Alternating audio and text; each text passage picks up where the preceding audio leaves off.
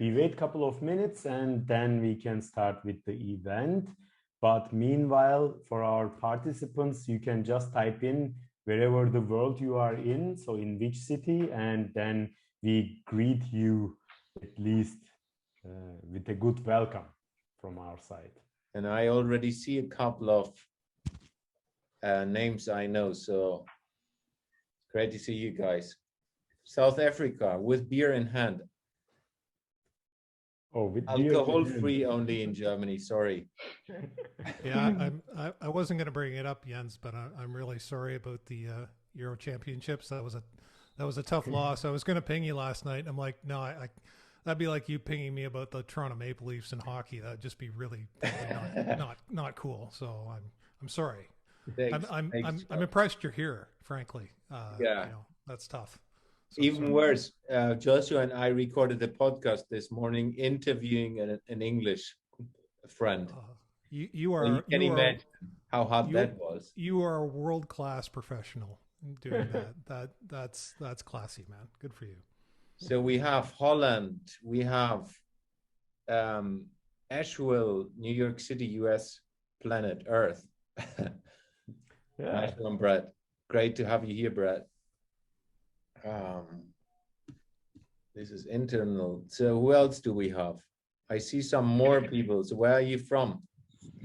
Let us know. We wait a little bit until more people joining. Yeah, from Germany. Okay, one more from Germany. Yes, welcome, Pia.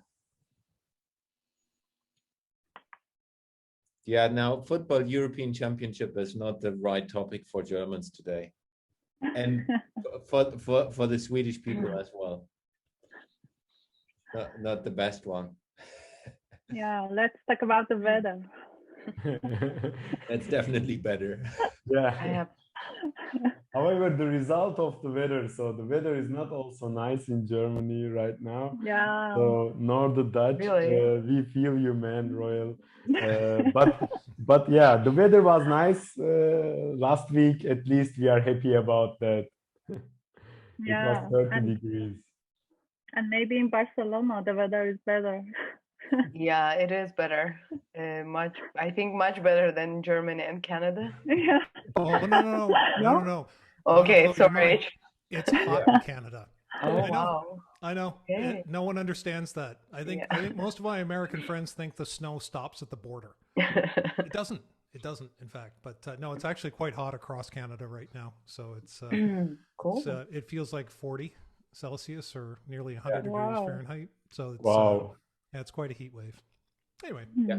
I was interviewing Sarah at 3:00 this afternoon. She was from Ontario, I think, Canada. And she was saying it's like 35 or something crazy. Yep. Yeah, and Vancouver on the west coast is getting hit with temperatures of 45 sort of thing. So anyway, we're not here to talk about the weather. I just want to throw that in there because it's everyone thinks I live in in an igloo or something up in Canada. Not true. You should come on over. It's a nice place to visit. So we're now plus 50 conversion. So 50% of the people who have signed up are already in. Let's get cracking, not to support the ones who are coming late. So yeah, everyone, welcome to the what is this, number 4 now, Jean? Yes, number 4. Yes. It's the 4th fuck up night, entrepreneurial fuck up night. And it's all to be fun and all to be a learning exercise for all of us. So first time we have 3 speakers. So we have Fatemi, Sabina, and Jeff today, and they will introduce themselves when they're starting to present. Other than that, everyone who has been already in the fuck up nights in the previous ones, this is the same format, just that we have a different speaker. So if you have questions for everyone who is attending, put them into the comments and add hashtag the name of the person you want to ask, so that we can sort that out. So we will first go into all presenting, and then we do a question answer round, and we enable you to come onto the stage. So if you have a fuck up story you want to tell, prepare it already, you're welcome to join later on the stage as well. The camera will not be switched on, so don't worry, only voice. John, anything from your side? Yeah, thank you for the introduction. Jens, you already talked about agenda. I am quite excited about learning from three experienced entrepreneurs tonight. And as Jens mentioned, it's our first time with three speakers. Therefore, without any further ado, I will let Sabina to start with her story, then we move on. Well, great. Thank you guys for having. So let me give a bit of introduction. I'm Sabina Iman, the founder of Blink. It's a new dating app. And we are trying to change the way that people experience dating when it comes using dating apps. And we are fighting against the spending more time on online dating and trying to bring experience more to face-to-face dating. So basically our app works only when you are in a certain venue, bar, restaurant. And this is my second entrepreneurial journey. I tried first time to create a startup right after my MBA graduation, and it failed miserably because I didn't understand how hard and complicated it is, and that was like my first failure that I faced. We couldn't raise money, and we couldn't hire a team, so I didn't have any understanding of how hard this journey would be. But when I started Blink, I just said, like, no matter what, I will try to make it till the end, at least to the stage when I understand that no more failures are acceptable. I'm going to allow myself to fail. And and today I will just share like some stories that happened to us when we tried to. Recently we just released the app, and what happened to us while we were preparing to the release and while we were developing the product and preparing the marketing. So when you basically start working on the product, it's a completely different experience. And when you have like a lack of resources, it doesn't matter how much you plan, it doesn't matter how much prediction you make, there are still things that you don't know about. They are like hidden behind the curtains, and you have no understanding about that until it just pops up right into your face. And you're like, oh, that really does exist. Like, for example, how much time does it take to review the one app from the App Store, and the questions that come up from them? Or, for example, when you are working in a big company or in a big corporate, you have enough of resources to plan, and whatever you do there, you constantly repeat that, and that's like your skill that you gain. So you have the higher chances to predict what can go wrong and prepare for it. While here, you basically in the dark room, and you are testing everything, being blind. So, for example, when we just released the app, we had one of the parts of our marketing campaign was to prepare the special invitations and POS materials for venues. And we apparently just didn't know how much time it takes to App Store to approve the application. So we managed, we printed basically the POS materials without the QR codes, with the wrong QR code that led to the website, not to the app. And when I discovered that, like when we finally had the app on the App Store and we had this POS materials ready, but the QR codes was like wrong, I had to basically solve the situation, because we needed to deliver this to 30 venues at the same time. And the only way that it could be solved for me back then was to create the special stickers that we could put on top of the QR code. And I will show you the picture, but me and my daughter spent like 2 days in a row just like taking the stickers one by one and putting it on the wrong QR code to cover the flyers. Let me share the screen. And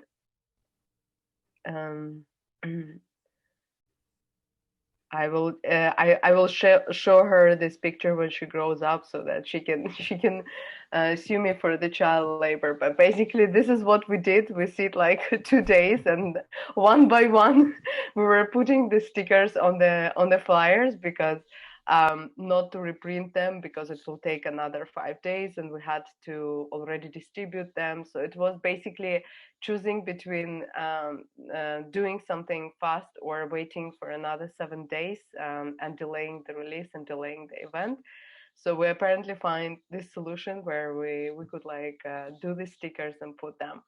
And another situation that happened is, for example, was like during the beta testing event when it seemed like we are ready for the big testing, and then apparently the bug came out and during the event, and people could not play the game. So basically, they could not interact with an app in a full way, and when the game feature coming out, like the app just completely shut down. And for me that was like a huge disaster because that was like an event with 25 people attending, and it was like a soft launch event where we were presenting the app to the users for the first time. And such miserable failure was like very hard to take, but at the same time I realized that it was a good learning lesson for us because we could get a lot of feedback from users on many other features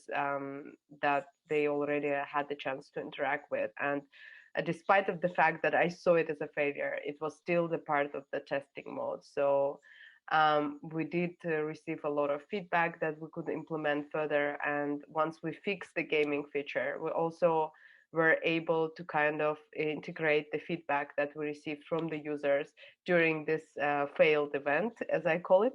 And at the end, when we released the final version, it actually was even better than what was supposed to be at the event, with like a properly functioning gaming feature.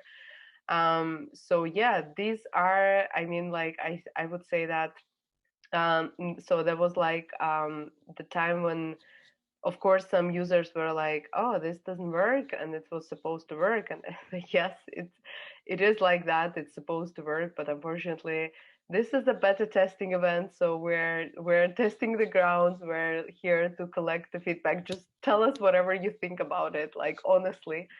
And yeah, so at the end it was really fun. It was a lot of learning experience, and it helped us to grow the product, although it was super scared to kind of make this move.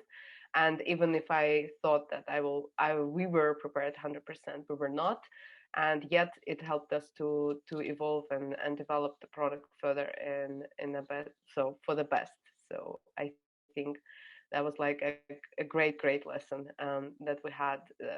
What it taught me is basically when um, when you try to release something, you want it to be perfect and you expect that everything will go as it is planned. But when you're doing this for the first time, it might not. So I think doing it anyway and learning from the experience is more important. And after this event, I was less scared to release the new version, even if it was like there were bugs and everything. I just knew that it will be like an evolving process, and it requires these failures so that we know exactly what goes wrong, and we can evolve and work further on that. Thank you. Thank you for the story. But something coming to my mind is what your solution to the QR, let's say, failure Yeah. is. What entrepreneurship about for me? So find a quick solution that works, and I believe that worked, right? Yeah, exactly. Yeah, that worked because at the end we could reuse these flyers. We didn't have to throw them away, and apparently we could deliver in time and release in time.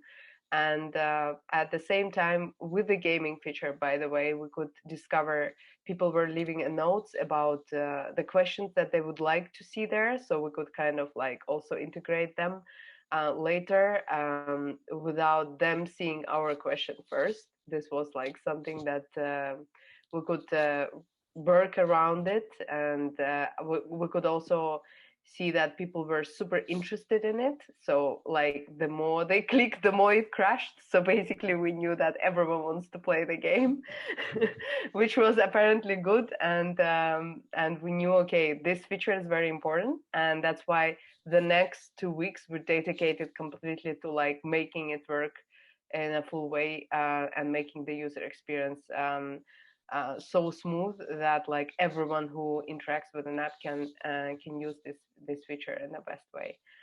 So yeah, I think that's what the entrepreneurship is. You take the failure and you try to find like a solution. Sometimes the thing is that there is like what I identified recently, that there are two types of fixes. There is like a short-term fix and long-term fix. So in some cases, you really need the fast fix, like with the QR codes. That was like a long-term fix would be to make it right, like to establish a right process, so that this doesn't happen. And of course, you learn from that, and you say, okay, next time I will know that I'm not going to print anything unless like the App Store approves it, and unless I know that I have the right QR code. But this time you needed a short-term fix. So this was like a short-term fix that helped us to optimize our resources, and also like make my daughter to understand what it is about. What's the life of entrepreneur is about. Great story, Great. Sabina. Thank you very much. Yeah. Let's move on to Fatimi and get there are already a couple of questions rolling in. Please keep on rolling the questions. We take the other presentations first before we then go into the questions. Fatimi. Yeah, I'm gonna share my screen because I have prepared some few slides. Jens, can you give me access to share my screen, please? You should now, at least. Yeah, and as well, tell us a little bit about yourself so that the listeners and people get a little bit understanding who you are. Yeah, sure. So, hello everyone. Good evening. My name is Fatima, and yeah, I'm founder and CEO at Commit and now Commit Academy. And thanks for having me today. And now you are able to see my screen, yeah? Yeah. Okay. So as a short introduction about my background, I moved to Germany 8 years ago. I have studied here media informatics, and it's about 3.5 years that I founded my startup Commit. And I put here the story of Commit because it wasn't really an easy story. Being an international co-founder in Germany, doesn't have a good accent in German speaking. All of these things made it more difficult to make it happen. So the story of Commit began about 3.5 years ago when my husband and I, he's also a computer scientist, understood that, okay, we ourselves are using different kind of applications for defining our goals in life, for tracking our goals, and also for being happier in life. We also use different kind of applications on our mobile phone, and we tracked our mood. And the idea was that, okay, now we are all computer scientists. We graduated from university, so let's found a startup and develop an application that helps people to track their mood, but also track their goals, and then use artificial intelligence and those machine learning magic to recommend them how to be happier in life, how to achieve their goals. Because we ourselves had always the problem of tracking our goals. We use different Excel platform, we use different applications. So we thought that this idea would change the world, would change the life of the people. We just help people to track their goals, to track their mood, and use machine learning also to push them to be consistent in their life and in achieving their goals.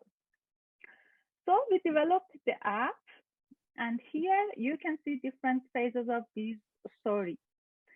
We had the idea and we evaluated our idea with our friends, and they all said that, oh, that's a perfect idea. We will definitely use this application. And we were so satisfied of our nice idea of changing the world with this application. So we spent about, I think, 6 months. We developed the application, we designed the prototype, we designed the UX, everything. We did it ourselves. And when we launched it, to be honest, at the first weeks or at the first 2 weeks, no one really downloaded it. And we became really disappointed. And we said that, okay, it was a magic and people don't understand this magic. We are going to use artificial intelligence. We are going to use different machine learning, but why people don't download it? We have a lot of services, a lot of recommendation methods.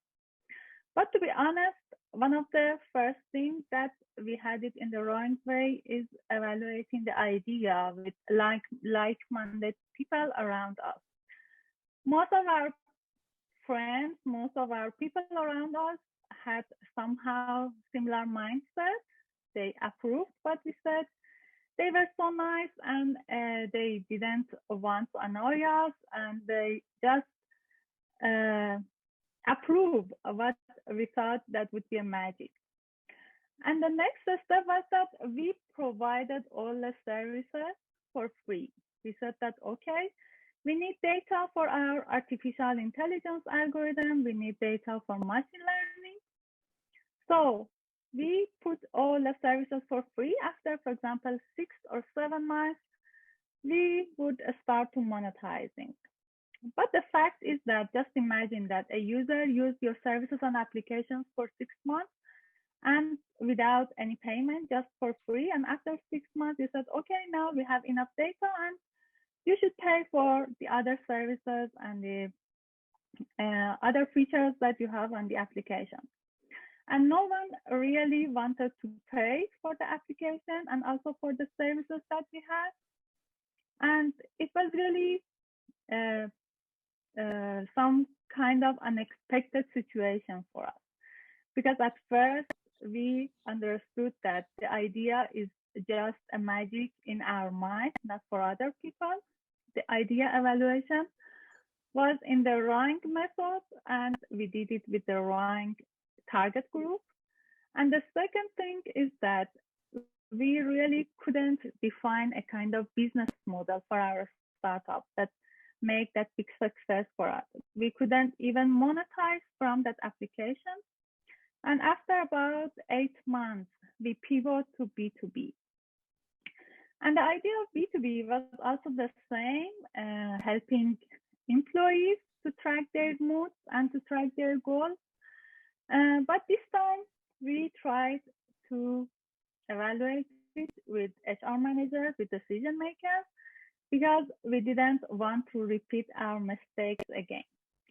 So the idea was the same, and the evaluation was this time with the decision maker, not so bad. But after that, we understood that, okay, the idea is nice. So let's spend the next 6 months for applying a grant. If you live in Germany, you know that there is a grant that is for graduate people who have recently graduated from university. And it's a very good grant. They pay for 1 year, and but the format and the application is really difficult and time consuming.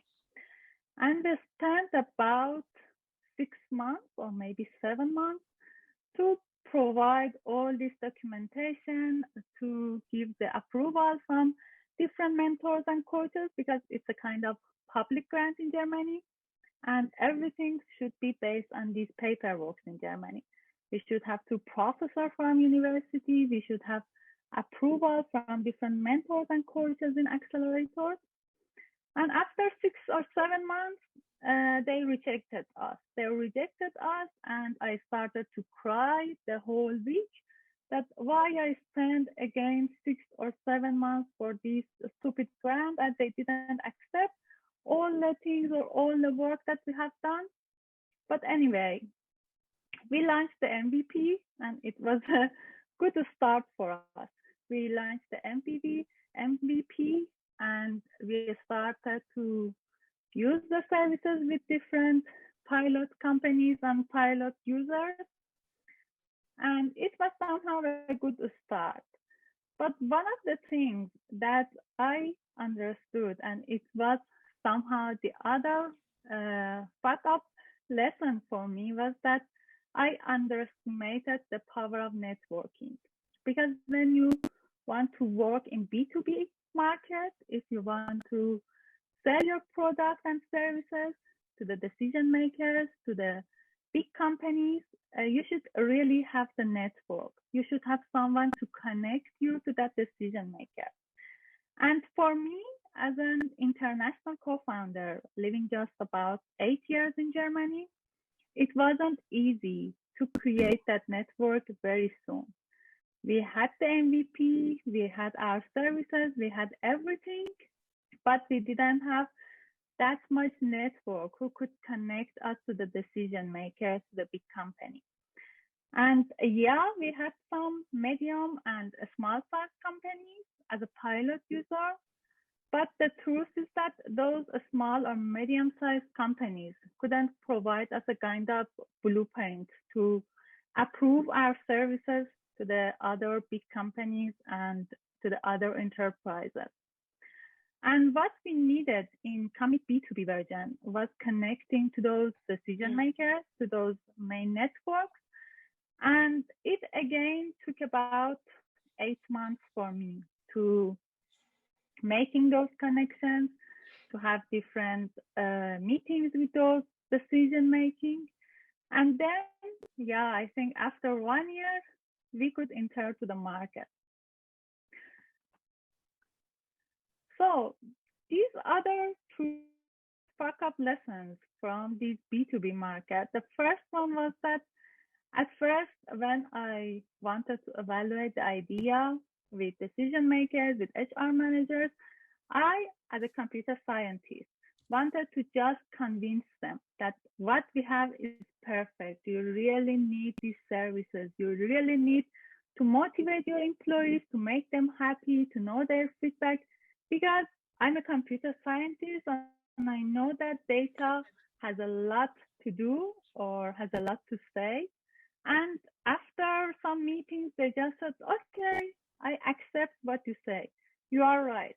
But after that, when I asked them to come for the contract or talk about money, they said, no, we really need time to think about it. And when I asked them that, you previous time you approved what I have said, you said, yeah, all the services are interesting and we need them.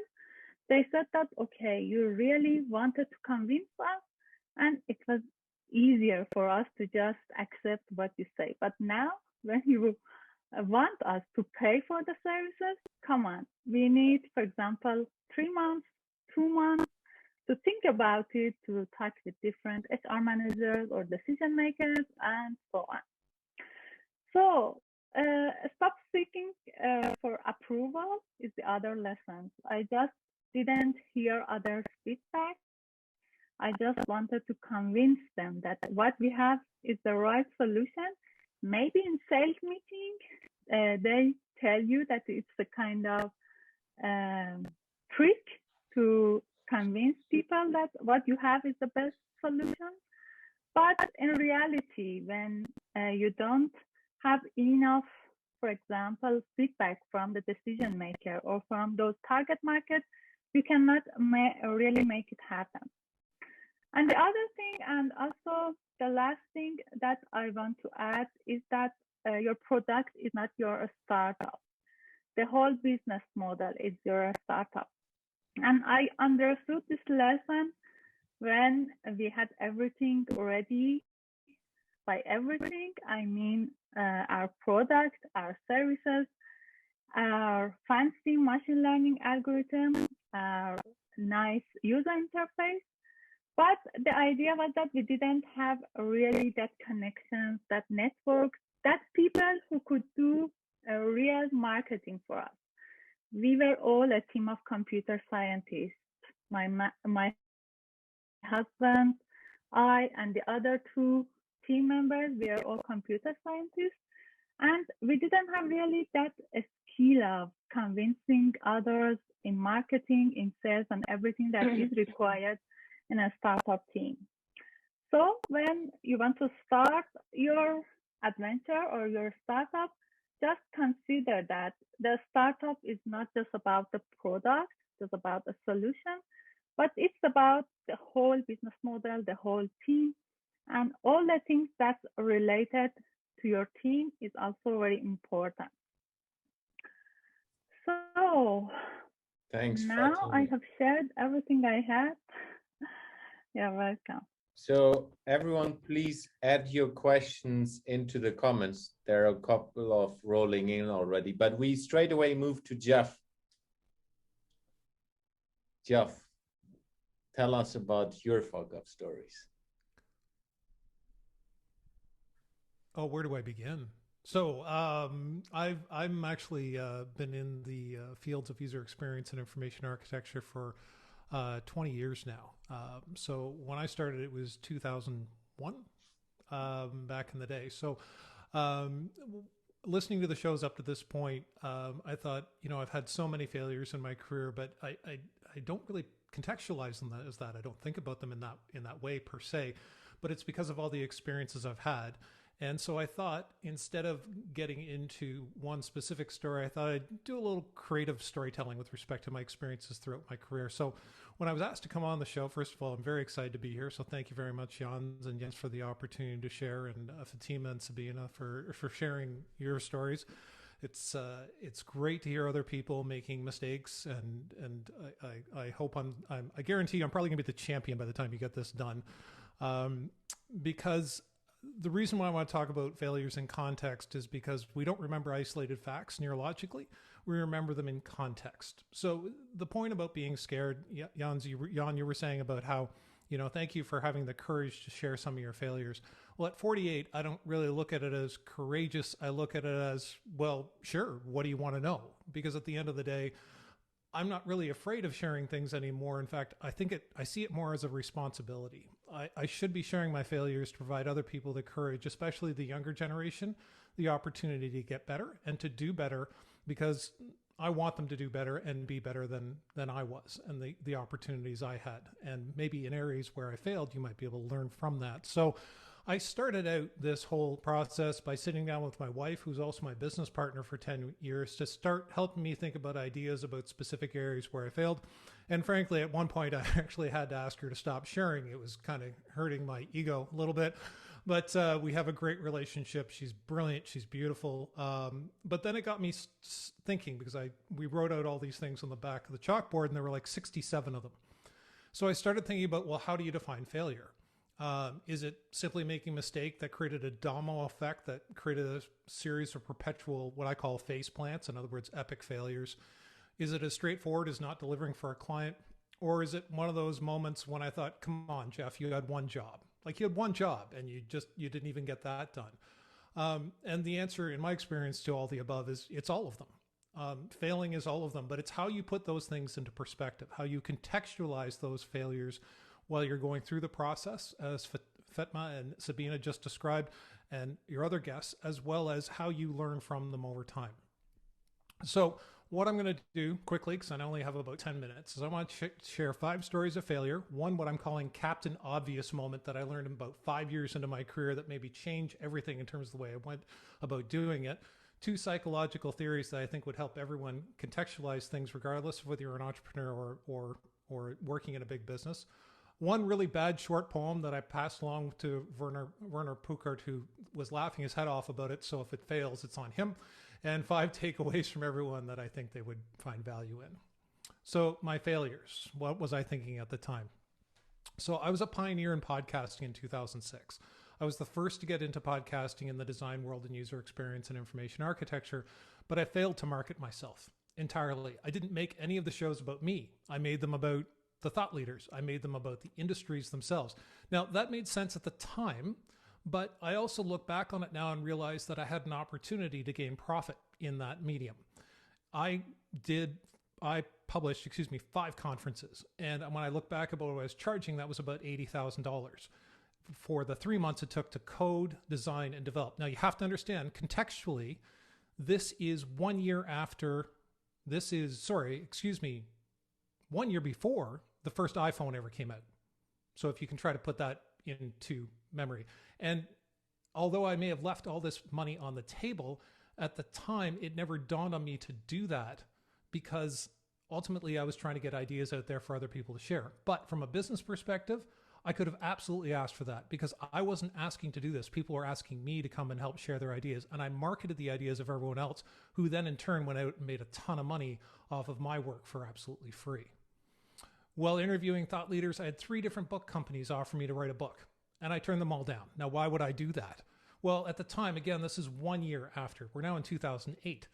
Why would I turn down those people? Well, because I'm completely overwhelmed. There's this new thing called the iPhone. I'm interviewing all of the thought leaders from around the world that are building these disciplines, that are having these experiences, including sharing where they failed. And at the time I was thinking, well, what in the world would I have to share? Well, looking back on it, I should have written that book. I could have talked about that panoramic view that I was experiencing that could have helped other people avoid mistakes and failures going forward. Again, another opportunity lost to position myself. I recently gave a closing keynote at a major university and went 45 minutes over the allotted time while a convention was waiting to come in to use the main stage. Now, why did I do that? I've given opening and closing keynotes around the world over the last 15 years. Well, what I didn't factor in was the audience participation. At one point, I had 2 people on the stage, 10 people on the stage, and at the end I had the entire audience on the stage while I was sitting in the audience to prove a point around how loud social media can be and how we can't process all that information. So I don't think they're going to be inviting me back to give a talk anytime soon as a result. I even set up an international conference with a young design firm I was mentoring for 2 years, but I didn't create a contract with them. I just trusted them that they'd follow through. Well, they didn't. Now, they didn't, and I lost $100,000 as a result of it. But again, the failure was mine. It wasn't theirs. I didn't create a contract. I didn't look at international business laws, nor did I look at tax implications working out of Canada during a recession, because the government of Canada during a recession said if you make more money than X number of dollars outside of Canada to try to keep business within this country, we're going to tax you at 75%. In other words, even if I'd gotten the contract and made that money, I didn't look into the tax implications after the fact. So I would have failed at that as well.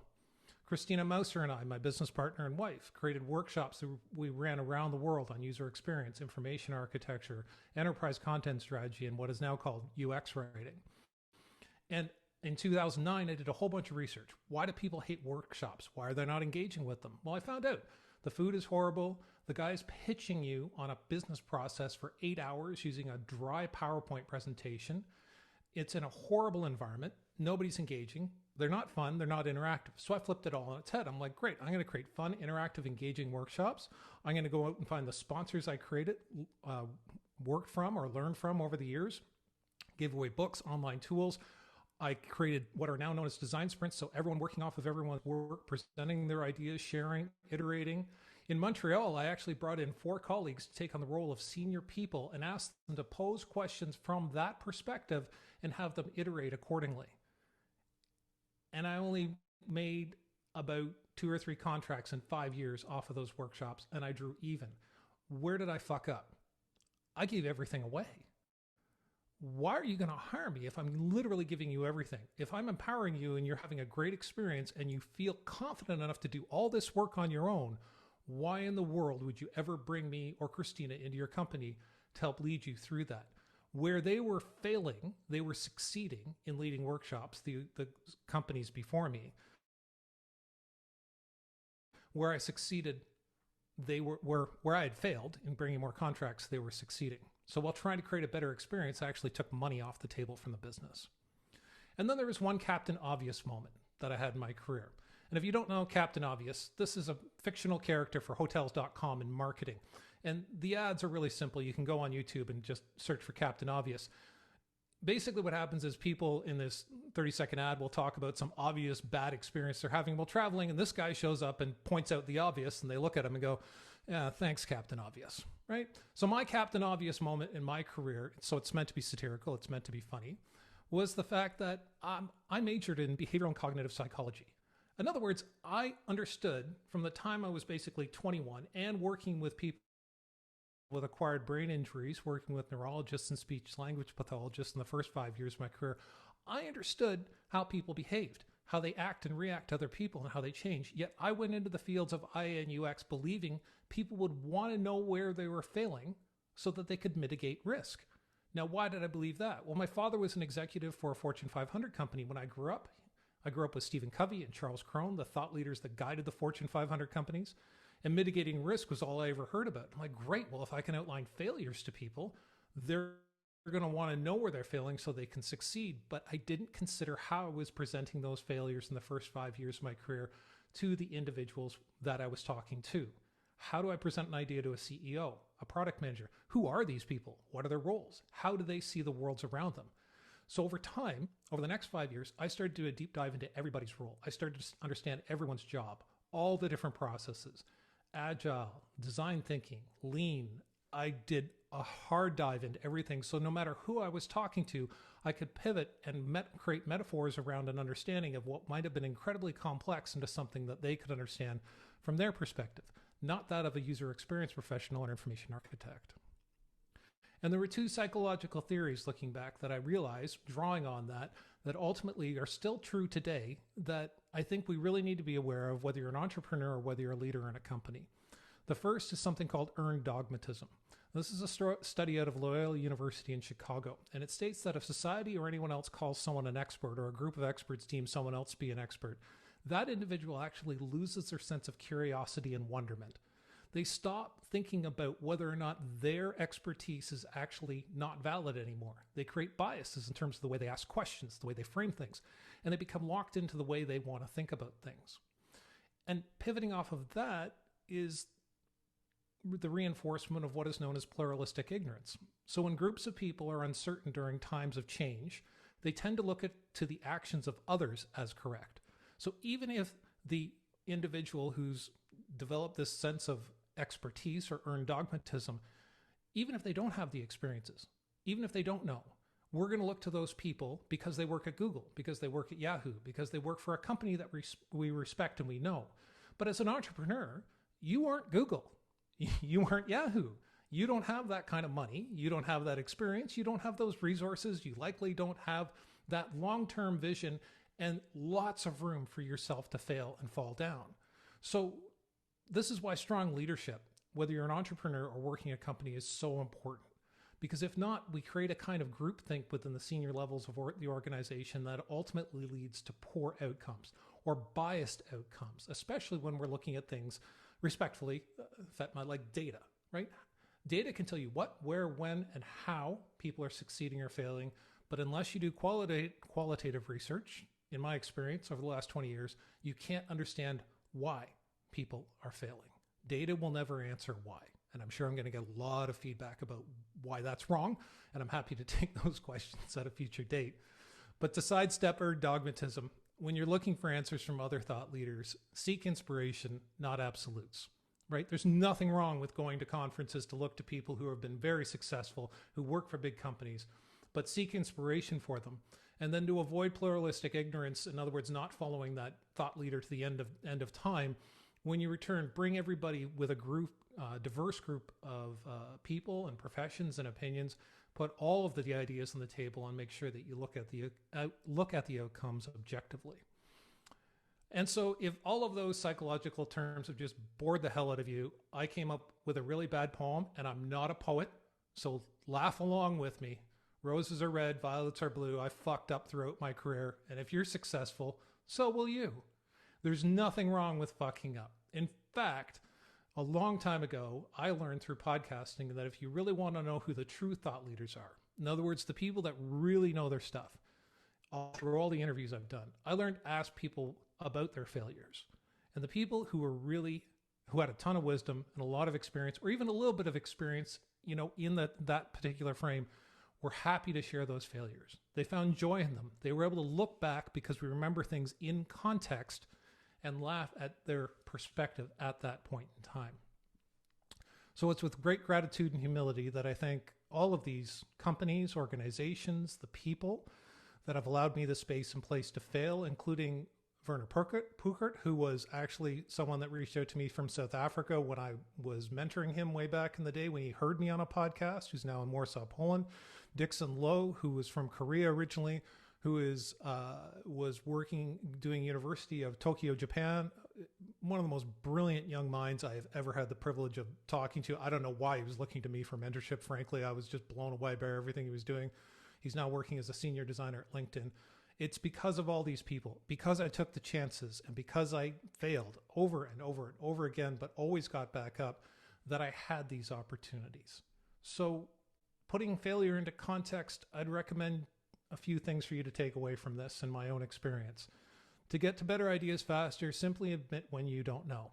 I don't know are the three most important words you can learn when you're in a business, or especially as an entrepreneur, even if that's your title, even if that's what people are looking to you to do, because then that'll open the door for other people to give you recommendations on what to do. Haters are always going to hate. They're also usually not the ones innovating. They're also the ones that are sitting on the sideline a year from now continuing to do nothing while you continue to try and do different things. As my grandfather once told me, he was a humble farmer who had no money, but one of the sweetest men I ever met in my life.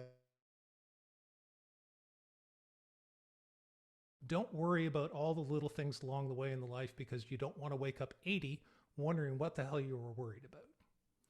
The way you live without regret, as my grandfather pointed out, is to try, fail, and carry on. And remember, you're not failing as long as you're learning and gaining wisdom, so you're not making the same mistakes over and over again. And most importantly, follow your joy. There's a difference between happiness and joy. I think Matthew McConaughey actually said this, so I feel kind of cheesy repeating it, but the actor, where it's this idea where ultimately, you know, his concept is all right, but he wants to follow his happiness is this idea that comes along once in a while. You know, you work towards something, towards the end of something, you achieve your goal, you're happy. But joy is something that wakes you up every day. I didn't get into podcasting for money. I got into podcasting because I have a stack full of handwritten letters about this high from about 100 people around the world that have thanked me for inspiring them. I didn't get into mentoring because I wanted to be a rock star. I wanted to educate and help other people succeed. I want people to do better than me. We have a lot of important problems that need being solved in the world today, and it shouldn't be about any one individual. It needs to be about all of us. So with that, thank you very much. If you want to reach out and chat sometime, that's how you can get a hold of me. And if you want to go to a TLDR, Too Long Did Not Read blog that I created a year ago, you can check out the blog. That's it. Thank you, Jeff. Thank you for this. Cheers. Very dense information. So I will have to rewatch it to get more and more lessons. So thank you for that again. Okay. Thanks, Jeff. Awesome. You're welcome. Awesome no story. Problem. Sorry. I got excited. When I get creative, I tend to go off. So I apologize if I took up too much time or overwhelmed. Pardon me. It's all good. You haven't been, in a way. So thank you. You haven't been on the 45 minutes yet. So that's good. Let's get into questions.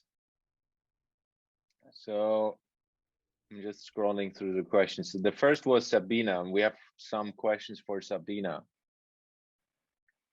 Which lesson you carry from your first startup to Blink, Sabina?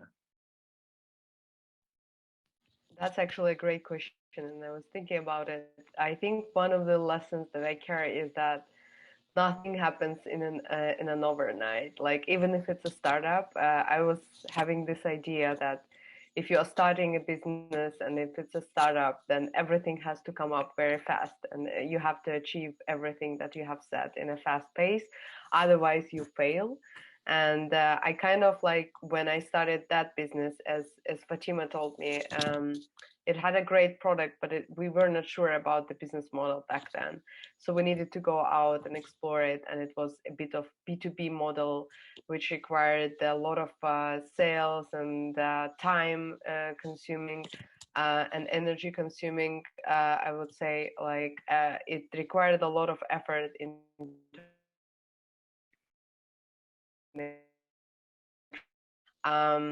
so I I saw it like as something that I will not be able to achieve. While looking back, I think I just gave up very, very fast. So I just needed time and probably persistence back then to get it to the point when it could work out. So what I carried from that startup is that results might not come on overnight. So if you really believe in something, you have to keep on going and trying the things until the time when you realize that, okay, you have done really everything and there is no point to go further. But for example, Fatima's example was like really great. She tried B2C and she realized that it's not working. Then she switched to B2B and she succeeded. So I think it's more about like, if you already started something, like go until the end, until you realize that you face the wall and there is no further possibilities. So I think that's persistence is the main lesson that I carried out from that startup. Great one. Thank you very much. Let's find a question for Fatima. There was one which was saying, how many users does Commit have right now? I guess that was already posted when you. Yeah, in our B2B version, we are now giving services to almost 6 small companies in Germany, but also a big enterprise in our home country, Iran. And we are in the process of piloting with one of those big enterprises, the power of networking in Germany, but we are still providing our services as a kind of free trial for them. So I cannot contain them in our customers, but till now, most of our customers in Germany was from medium-sized companies. Yeah. Cool. Yeah. And we call them Mittelstand, and as you might know, we love Mittelstand. So exactly. Yeah.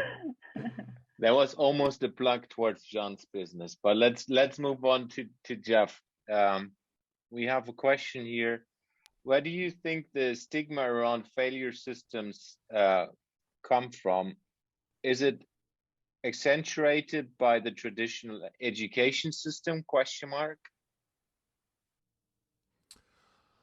I think every educational system around the world is very different.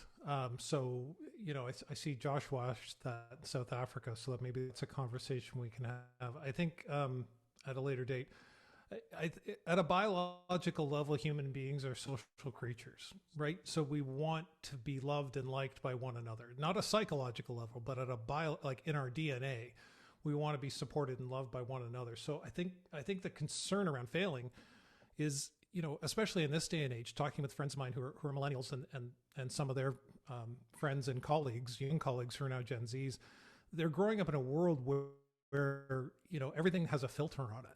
And you're publishing successes all the time. And so it's to know what's true. I mean, if you go to my Instagram feed, it looks like I'm on a farm in an old stone house, but it's been 7 years and we've had to do so many renos. It barely looks like I've moved in if I took pictures inside my house. So am I succeeding or failing? Well, I think from a traditional perspective, people might look at where I live and go, well, you got a lot of work to do. It doesn't look like you've been very successful. But I've been incredibly successful in my life. I've just made choices. I'm at peace. I'm happy. So I don't know if it's the educational system per se, but I do think it's the world we're living now. Perception is reality. How you decide to market yourself, and there's so many factors. There's online bullying. There's concerns about the environment. We can only take in. Daniel Levitin, who's a neurologist, talked about how we can only take in 120 bits per second into our brain, which is the equivalent of 2 people talking to you at the same time. So it's not normal that we feel overwhelmed. It is normal that we feel overwhelmed. It is normal that people would be afraid of failing. But again, I think people like ourselves who have had these experiences, whether you've had 20 years like me or a few years, it's about sharing more of the experiences to normalize it. And I think the more we normalize it, the more opportunities people will have to go out and share their experiences and try. What's the worst thing that's going to happen? I talked to a colleague once who was concerned about, going on a live stream video with me. And I said, dude, there's 7 billion people on the planet right now. Let's get a little perspective here. How many people do you think are actually paying attention to what we're talking about right now? And it wasn't meant to be, mean-spirited or anything. It was about, again, providing perspective. There's nothing wrong with trying. There's a real problem if you just don't try because you're afraid of failing. So I think shows like this are a great way to eliminate that stigma. Great answer. Thank you. Just opening up the panel as well. So if any one of you wants to jump on stage and share your fuck up story from the audience, so please raise your hand, and I will pick you up and drag you on the stage. So you have a couple of seconds to think about that. Let's go on with the next question to Sabina from Nijat. Well, love the idea. Definitely would love to know more. My questions are from your experiences. In what stage the idea gets really serious, and why? Wait, no, I lost it. And you say, all right, it should work. And then the next one, when you realize that this version is the right product to launch without further iteration. I think the idea gets serious as soon as you start working on it and have like this and goal of making it the reality. But in the beginning, it exists in your head and in your assumptions. Then you start sharing it with other people, and you see that it pulls people towards you. So there are people who are willing to start working on it with you, although you cannot pay them, and you just basically ask them to do it for free. And then there are other people who hear about it and they say, oh, I can like help you to do this. And then you realize that you build up the community of people who are like just drawn to the idea, and they get so excited that they are there to support you. And even if you don't have any resources at the beginning, it's somehow starts to kind of circulate, and you see that you start moving and making the progress towards something. So it starts to become like something tangible, and it starts to have a shape, and you already somehow discover that you have the team that is completely dedicated to it, although you might never even meet these people before. And that's, I think, one of the main things is that you might have the friends that are, as Fatima said, they're nice and they don't want to hurt you and they say nice things about you. That's one thing. But then when you have complete strangers on the other part of the world that are ready to join you because they like the idea and they like the concept, that's, I think, when it gets serious. And then you meet the customers who see like a non-functioning product, just like the layers, and you describe them and they're like, oh, wow, is that possible? I would love to see it. I would like to use it. And then these are like complete strangers that they have never met before. And I think that's what makes it more and more tangible. And you realize, okay, like this has a potential and I need to make it work and I need to move forward because there are people who dedicate time to it, and there are people who really want it and need it. So there is a potential for it. When you realize, okay, the right product, the product can never be, I think that's never exist.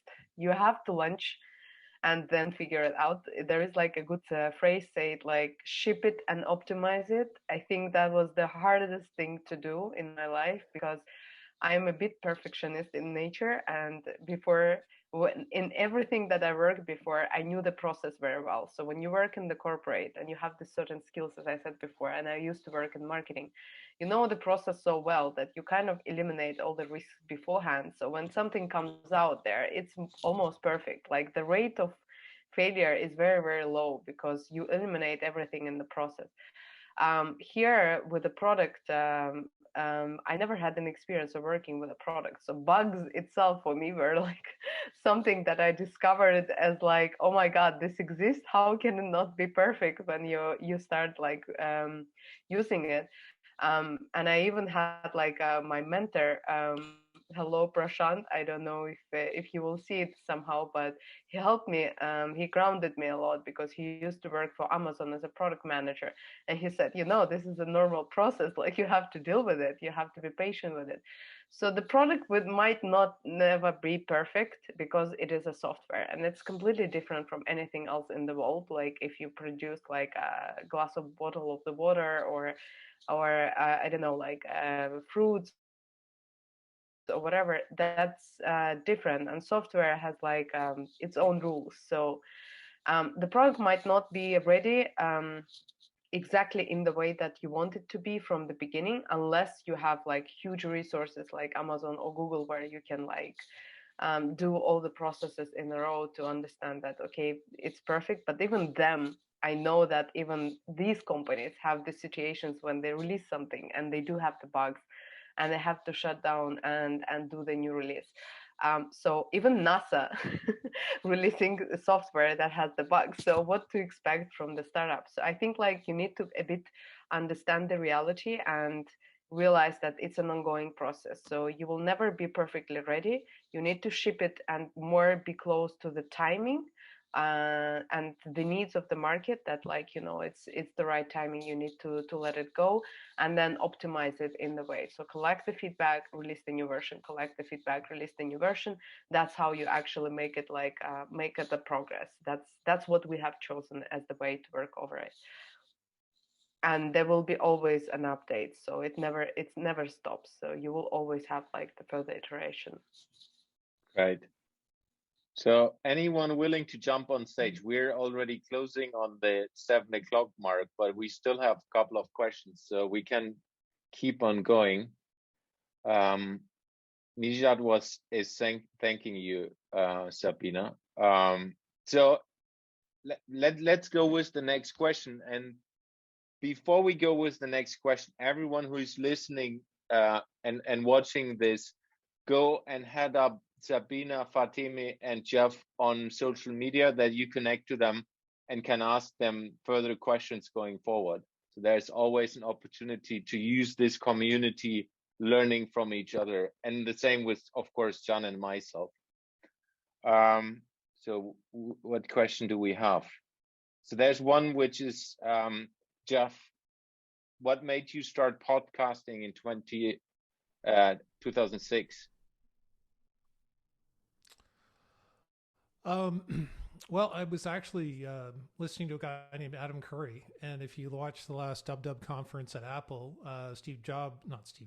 good Lord, Tim Cook put up the iTunes podcast feed from the original time, and Adam Curry had a show called The Daily Source Code, and it was actually on the main screen.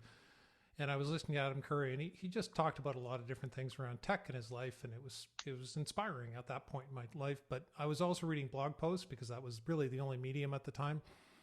And it was troubling to me because a thought leader would share their ideas on a blog post, and 99 times out of 100, they were being respectful. But if they agreed with the opinion, everyone else would just agree with the thought leader. None of the ideas within the post were being shared. And if they disagreed with the ideas in the post, then everyone summarily dismissed that individual. And not really worse, but more concerning to me, if they really liked the ideas, then that person became the next thought leader in the industry, and they got opportunities to do things. And again, contextually, this is very early in the internet days. Everyone's looking for new ideas. Let's bring this person on, this work. But you can start to see patterns of that earned dogmatism I was talking about before, right? Where you start to go, oh, well, the next expert, I'm the next expert. And then communities of practice formed. I was an executive on the board of directors for the Information Architecture Institute, so I'm guilty of the earned dogmatic effect as well. But I got into it because of my genuine desire to say, okay, well, what we're talking about is brand new. Businesses don't understand it. We're having a hard time getting buy-in for ideas. So what if I could share ideas and have a conversation with people to try to plain language and provide greater context or meaning to these ideas? And I went to the IA Summit in Miami in 2007, I think it was. boxesnarrows.com, the first peer-written journal on information architecture, heard my show that I was doing and asked me to go. And I put up one show the first night, and within 24 hours, 80,000 people around the world heard those ideas. And to me, that was success. That made me go, this is incredible. And again, really overwhelmed me, frankly. I'm going, because it's not about me. They're hearing these ideas, but we're also getting more ideas out there. And it was helping. I think that everyone wants to feel like what they're doing is of value and that they're valued in the processes they undertake. And to me, knowing that I was helping the community, helping businesses, and getting new ideas on the table, and in a selfish way, allowing me to connect with and learn from all these people from all over the world. It was the perfect scenario. And it just kept going for about 4 or 5 years until I just couldn't keep going on anymore. I had to hand it off and move on to do other things. So that's what inspired. Yeah, but yeah, great being so visionary, so to say. If you had continued, maybe you would have, not maybe, definitely more than 1,000 episodes. But thank you again for the inspiration. It's great. So we have Jeff. a couple of Luck questions. and timing. Couple of questions left. Let me see that I don't miss. If I missed anyone in between, please let me know. So another one to Jeff. Do you think the creator economy offers will start unlocking value for individuals, or do you think it's still immature and needs a few years? Right. So if I'm understanding the context, I think the question is about sort of influencers, like people being able to start their own companies and whatnot, and individuals versus corporations. I think we're already seeing that, frankly. I don't think we need a few years. I think it's here now. Again, I think a lot of it really depends on how you define success, right? And influence and impact. My concern isn't, I think influencers are fine. I don't have a problem with influencers. I think my problem with influencers, again, gets to the point where we're not really thinking critically about things anymore. My concern around the speed at which we publish things, just to play devil's advocate, not to say that, Sabina, your lessons are absolutely right. That's the way you absolutely ship product. And I understand your idea of getting things to perfect. I hate it when we're just doing things sort of partially. It drives me absolutely crazy, and it's a hard lesson to learn and to adapt to.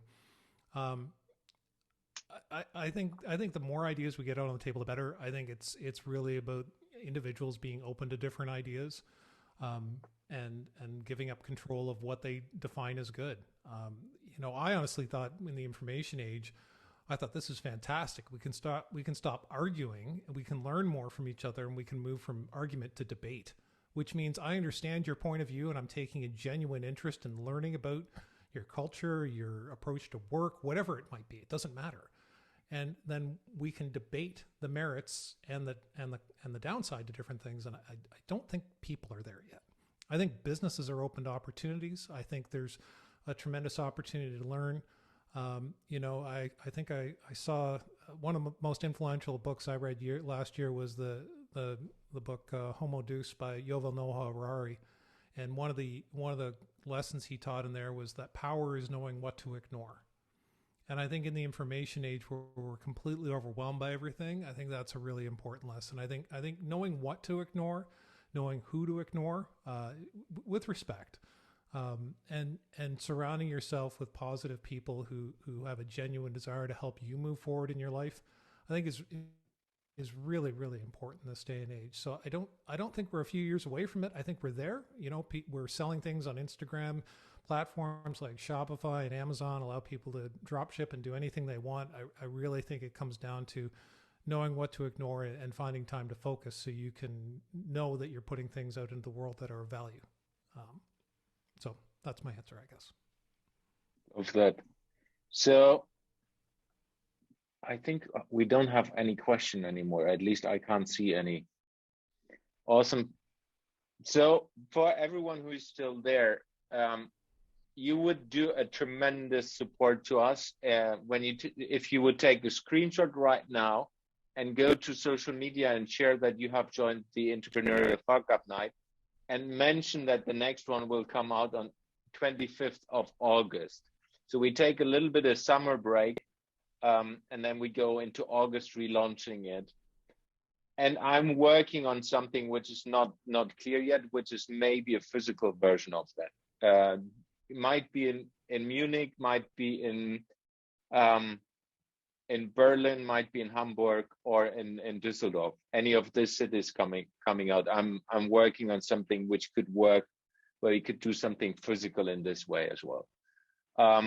That's it for today. Thank you very much, everyone. Thank you very much, Fatemi, Sabina, and Jeff, and of course, Jan, for co-hosting the whole thing, and as well for the great preparation and sharing your thoughts and learnings. Yeah, pleasure to have all of you, and happy to stay connected. And yeah, for all the listeners and people you watching, please hook up with the people, share your learnings, comment whatever people are sharing around these topics, because it's all about how can we learn from each other, which I think is the most beauty of this. It's like true learning from failures and from experience of entrepreneurs. And I'm learning every time I talk to anyone of this group, and as well the previous presenters. So thank you very much, everyone, and see you back in August. Thanks. Yeah. So Thank you. Thank you from my side as well. As Jens mentioned, I have shared the LinkedIn pages of our speakers, so please feel free to contact with them. And we have a LinkedIn group as well. Please feel free to join and join the conversation. And yeah, thank you so much, and have a great day. Thank you. Thank you, everyone. See you. Bye-bye. See you. Bye.